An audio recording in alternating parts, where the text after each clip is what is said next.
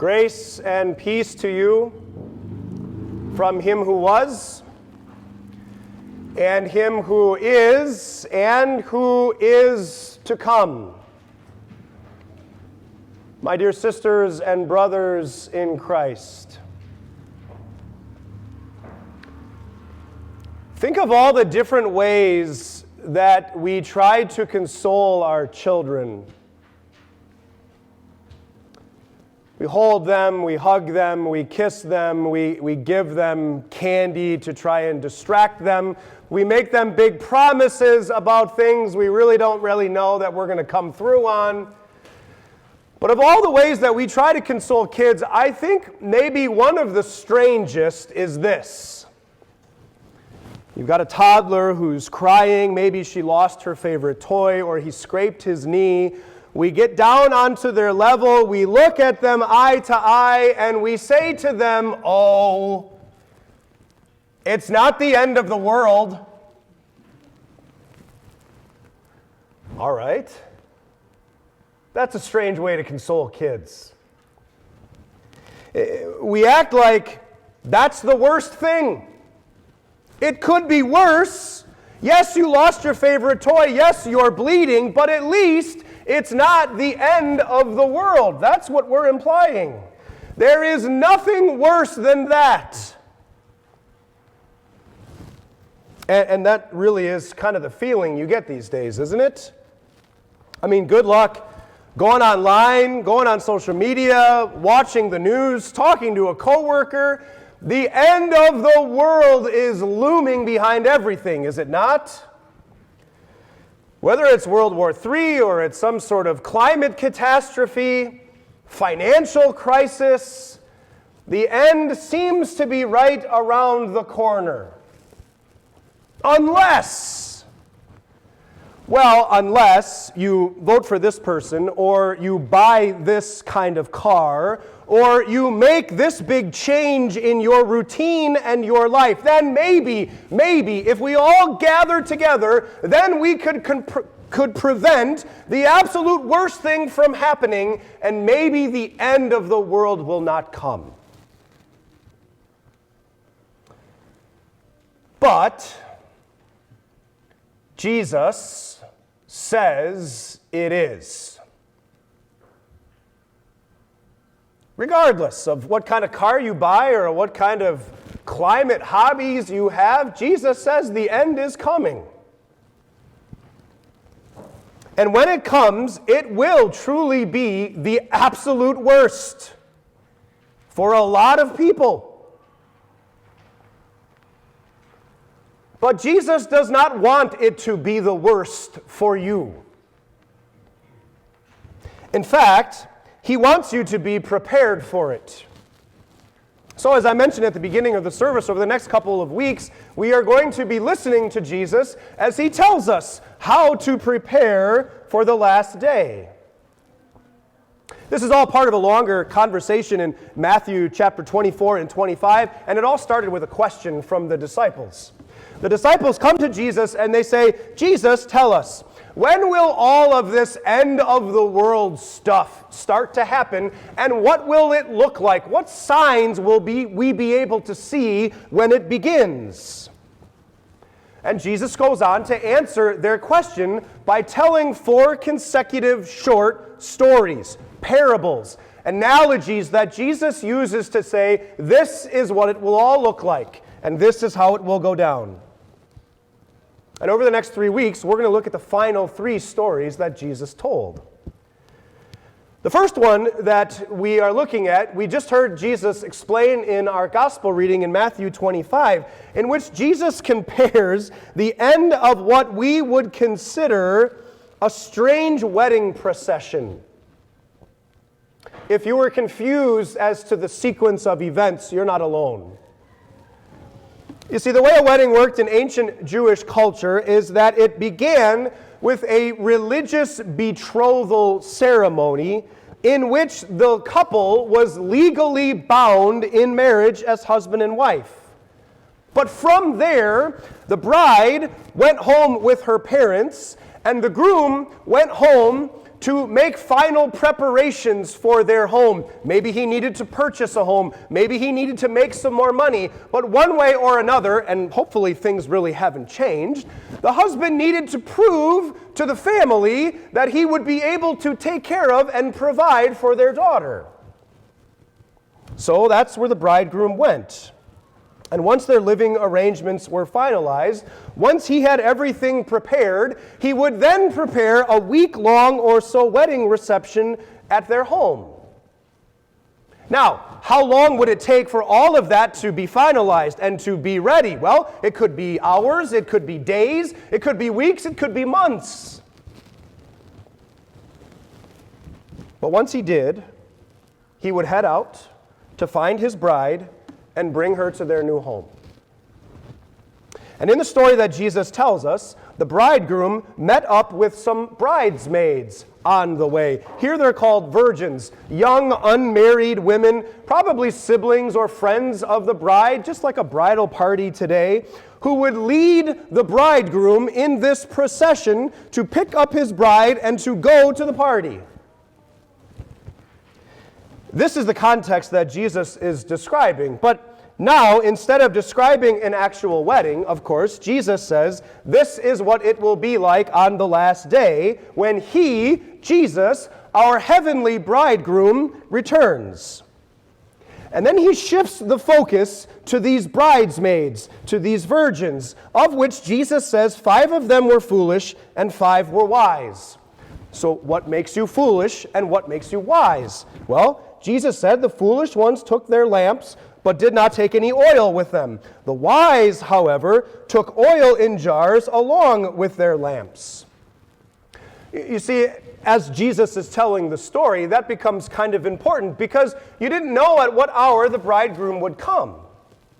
And if it was in the middle of the night, well, then somebody had to have light in order to light the way. And if the groom came and there was no light, then no one was getting there. This particular bridegroom, Jesus says, took a long time in coming. To the point that all of the bridesmaids, wise and foolish, became drowsy and fell asleep. And wouldn't you know it, that's when the call rang out. Here's the bridegroom, come out to meet him. They all woke up, but only the wise were ready. The foolish one said to the wise, give us some of your oil, our lamps are going out. No, they replied, there may not be enough for both us and you. Instead, go to those who sell oil and buy some for yourselves. Now, I think when we hear this, maybe you're like me and you think, well, that's not very nice. I mean, my goodness, it's one of the first things we teach our children, share. Why didn't the wise ones just share their oil? Well, because for the purposes of the story, they're right. What would happen if they split up their oil and then halfway there, no one had any? No, what they said was the best advice they could offer.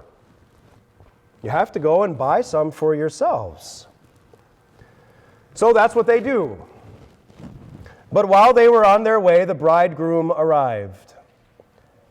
The virgins who were ready went in with him to the wedding banquet, and the door was shut. So who gets in and who's locked out?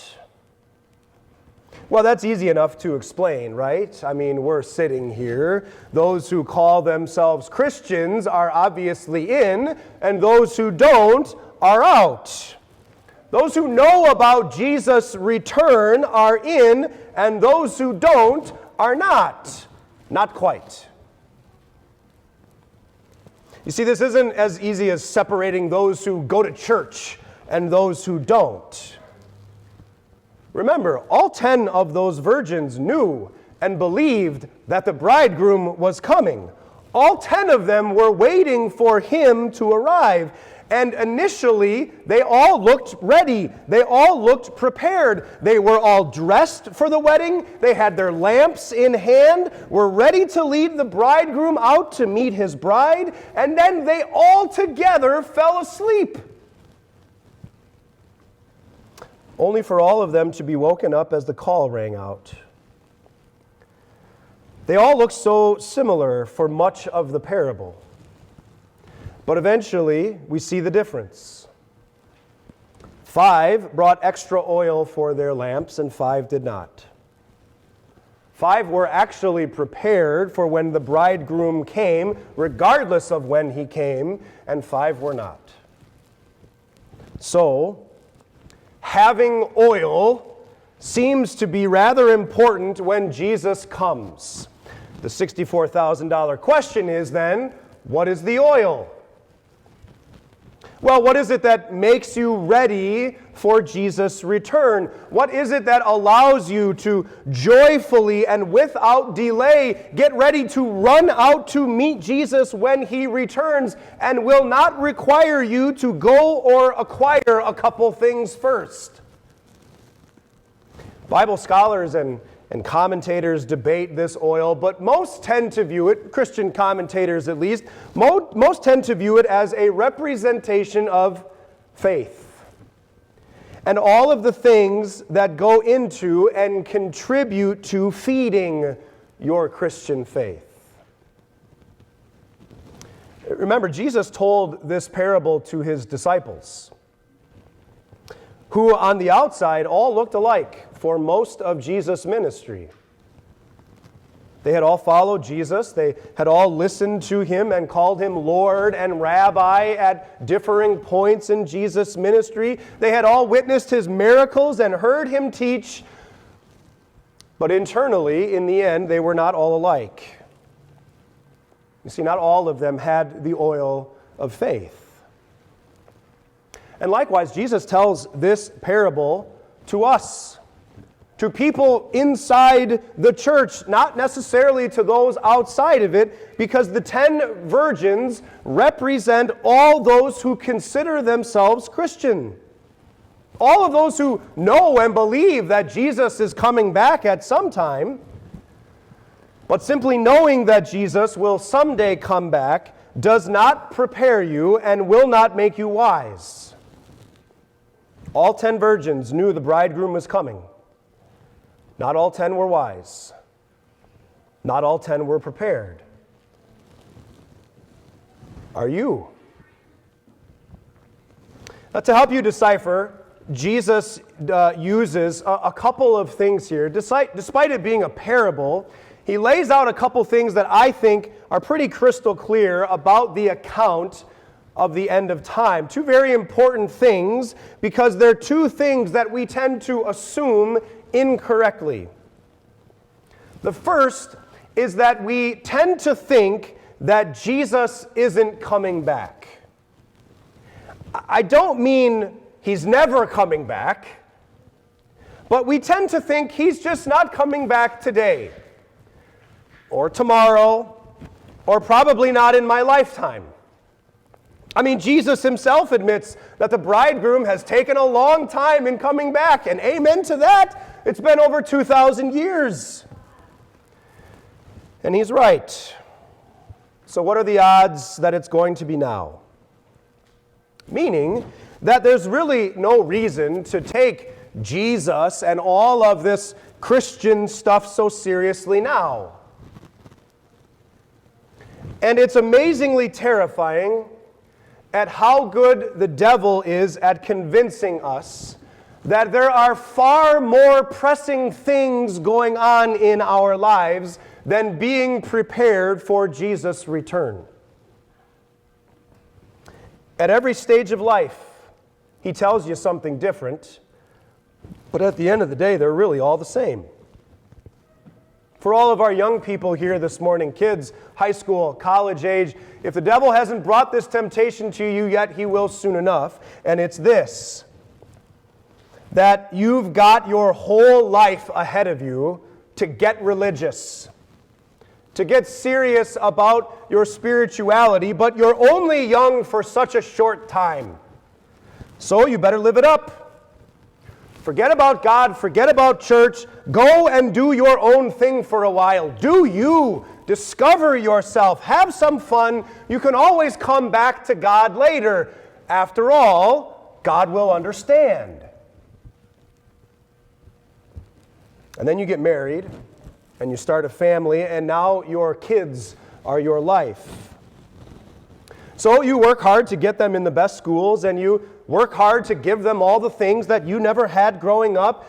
You put them in sports, and that becomes their life. Getting them to church and training them up in God's Word takes too much time and too much effort and provides too little entertainment. Bringing your family here takes up too many weekends when you could be traveling or experiencing or preparing your kids for that Division I athletics scholarship, and you know at the end of the day, God will understand. You get a little older, and now you really have to start getting serious about your career. You need to start making and saving more money if you're ever going to retire comfortably. So your job becomes your focus, to the detriment of everything else in your life, including your spiritual life. Plus, those scholarships for your kids fell through, so now you got to pay for college too. You just need to buckle down for a couple more years, focus on yourself, focus on your career, then you'll be ready to get serious about your faith. God will understand, the devil says. And then you finally retire. And what does the devil tell you now? Finally. It all paid off. Time to kick back and enjoy life and all the fruit of your hard labor. Take some time off. You've still got plenty of time to come back to God. And honestly, you're probably fine regardless of what you do. Take a look outside in the world. Do you realize how many more bad people God really should be concerned about than little old you? I mean, is it so wrong to just want to focus on yourself for a couple of years? You at least know God. You know He's going to come back at some point, but even though you haven't been close to Him for a while, you're confident that He will understand.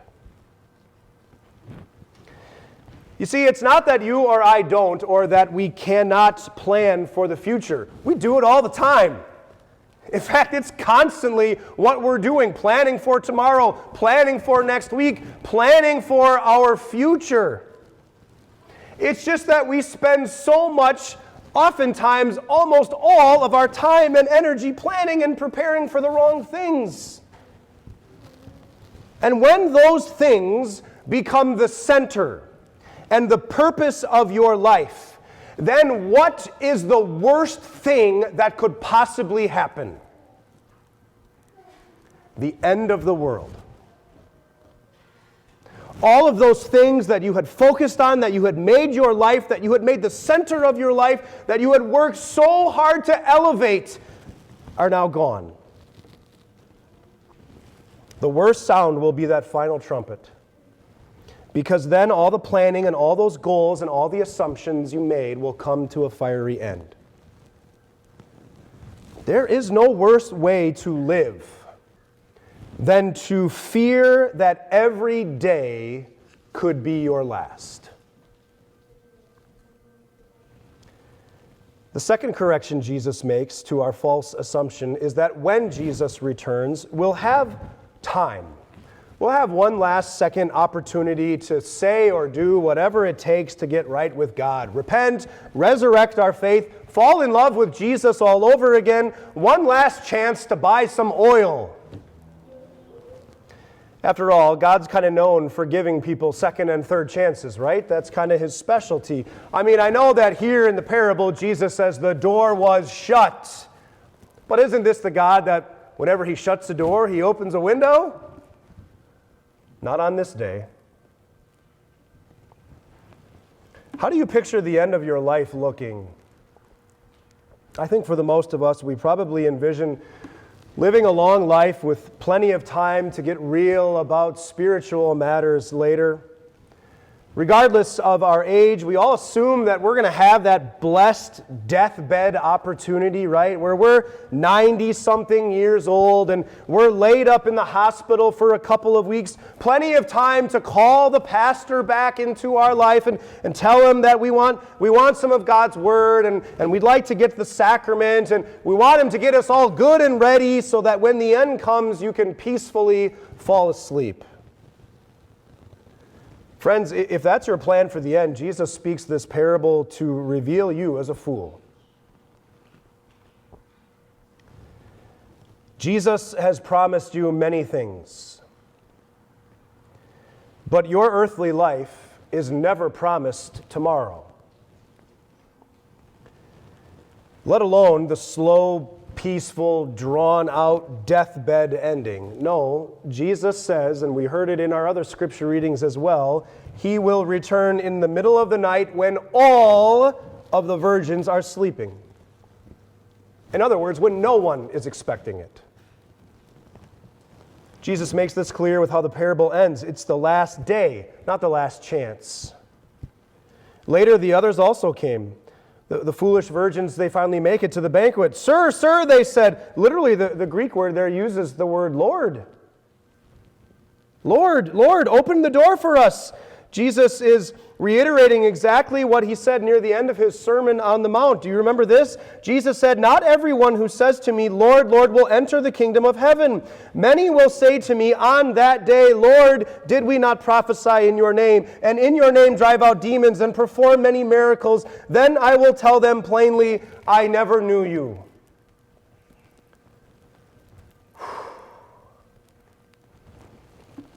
Of course, those foolish virgins will know the Lord on the last day. Everyone will know the Lord on the last day. It will be impossible to miss the one who is coming on the clouds. It will score you no points with him that all of a sudden you value Jesus as Lord on the last day. Jesus says it'll be too late. Therefore, keep watch, because you do not know the day or the hour. I mean, did you think an end-of-the-world parable was going to be happy? Pretty doom and gloom coming from Jesus. Doesn't seem like a lot of mercy and compassion offered here. Until it is that you remember that the whole point of this parable is to emphasize an eternal party, an everlasting celebration, and you are invited to it. Jesus actually wants you inside with him, rejoicing, dining, and celebrating forever, and not just you, but countless others. Which is why he's taken such a long time in coming. He's patient. He wants more and more people to join him in heaven to repent and to be brought to saving faith. He's waiting for more people to get their oil. Jesus wants you to be there, and he's done everything necessary to get you there. He left the glorious riches of heaven to be born and live here like you and like me and with you and with me, to experience our temptations and to be cursed with our death, that he might take our sinful, spiritual, apathetic flesh and suffer the hellish punishment it deserves by dying on a cross and being buried in a tomb, only to rise again victoriously, and promising you will one day do the same. Then, having won and accomplished all of that for you, he ascended back into heaven with this promise: I am heading to our new home. I've got a place I'm preparing just for you. And when the wedding banquet is ready, I'm going to come back for you so that you will be with me forever. So wait for me, watch for me, be prepared for when I come back. Maintain and have faith and hope in me, because I don't want anything to rob us from spending eternity together. You see how different of a perspective that is? The difference between living in fear every day that it could be the end, and contrasting that to living every day in joyful anticipation, just waiting to hear the most glorious words that will ever be spoken. Here's the bridegroom. And to know the reason that he has come is for you. And not to judge you or to condemn you or to lock you out. He's coming to celebrate with you. He's coming to celebrate you. He's coming to keep his promise to take you to be with him, that you might also always be where he is.